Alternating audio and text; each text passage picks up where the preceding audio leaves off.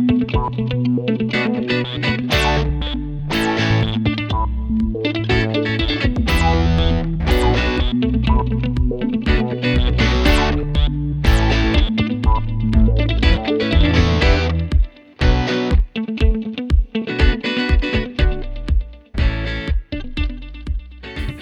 guys, welcome to another KamicarzCreation video.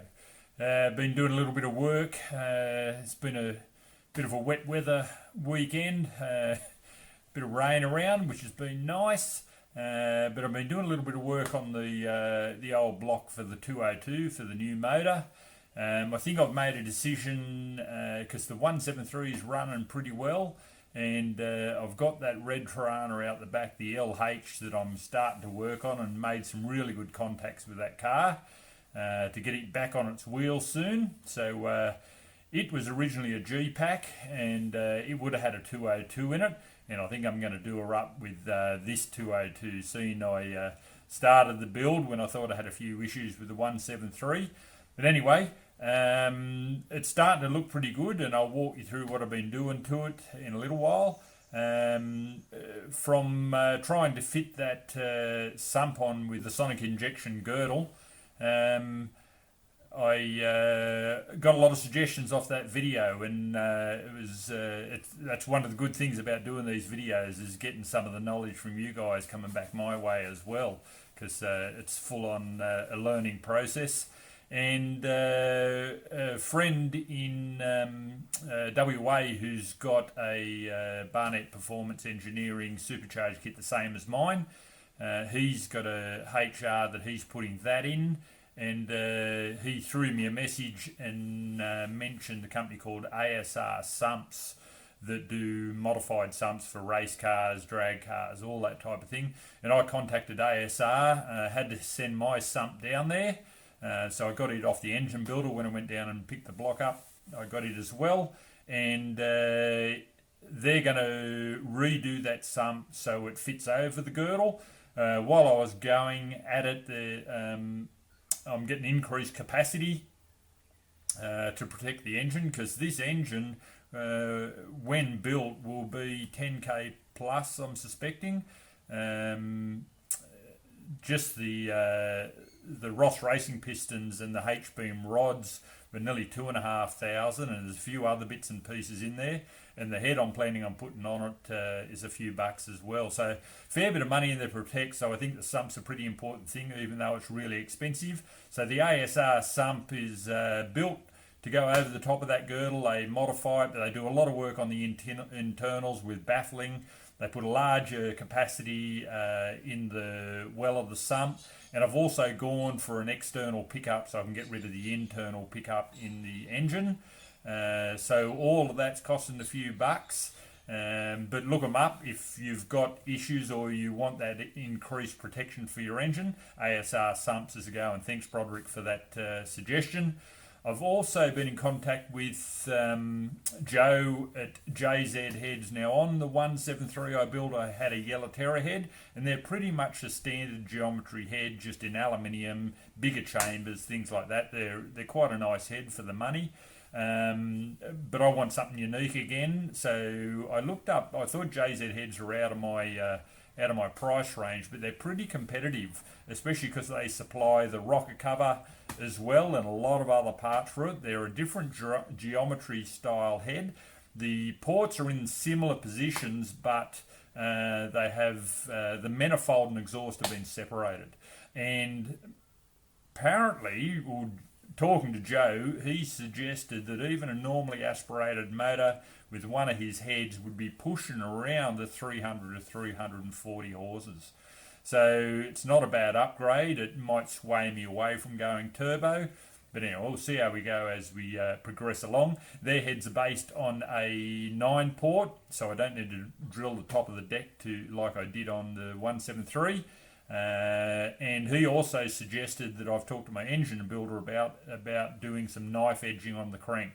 So I've got that in progress as well. So lightening up, it's a blue counterweight crank in there, which are incredibly heavy. So the knife edging takes, they basically machine the counterweights to not quite a knife edge, but machine a good taper on them, take a bit of that weight out of them, and lets them spin up a bit more. I was talking to a fella, Mick, down in Tasmania. He's got a little LJ with a bloody nice 202 in it, and he's thrown me a few suggestions and ideas, and he had a billet crank in his, which were about $4,000, and I suppose I could afford it if I decided to commit that money, but I think the blue crank machined up should do the job. So I'll show you a little bit through this motor, what I've been doing, and it's just about ready to go back to the machinist.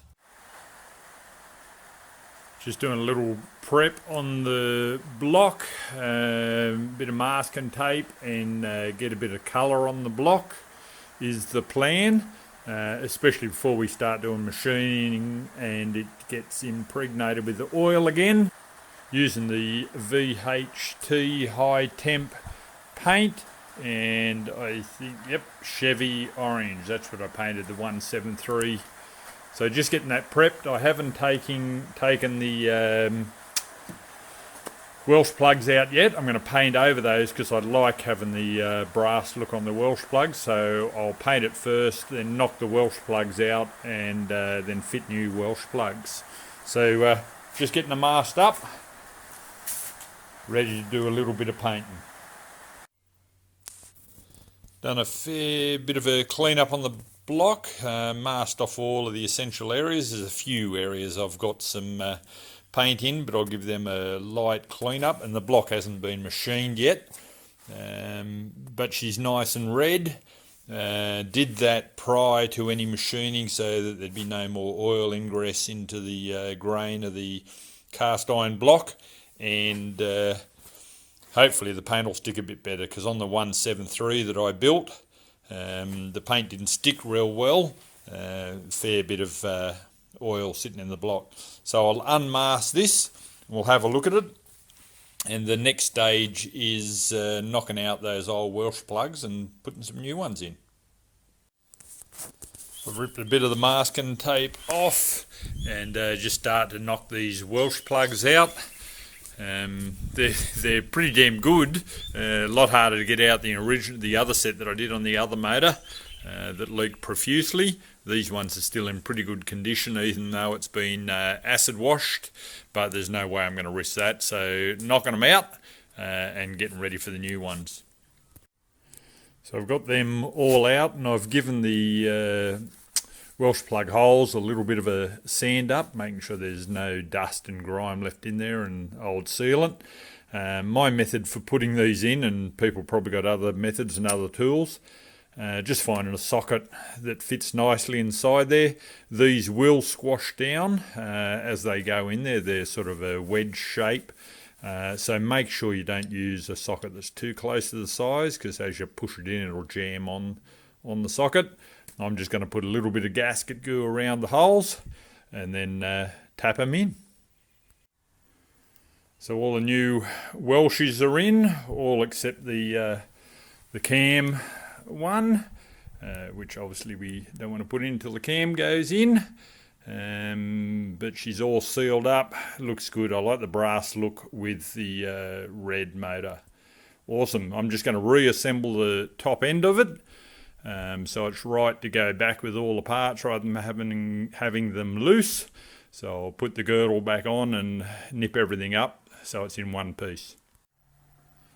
So she's basically tidied up and put back together, ready to go back to the engine machiner.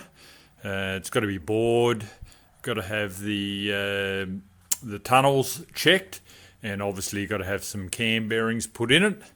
But she's looking a bit cleaner now and tidy and ready to go, and I'm pretty happy with the result. Good to see that 3.3 sitting in there, the old big block as Brett calls it. Like it. So that's where she's at, guys. She's cleaned up, painted up, looking nice in that Chevy orange. Got the girdle back on there. Got the Welsh plugs in. She's ready to go back to the machinist now for a little bit of work. It's probably going to be a couple of weeks till I get it back. So keep watching.